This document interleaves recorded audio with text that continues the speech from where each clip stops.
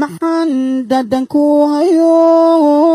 dhaayuhu keliga rabin inay kugu dhaygagaan maxaan kugu dhololayo dhaguhu erayada maqlin ammaantu ku dheehan tahay dambaalaha caashaqa maxaan soo dhiibay maxaan dhadhan ku hayo dhaayuhu keliga rabin inay kugu dhaygagaan maxaan kugu dhololayo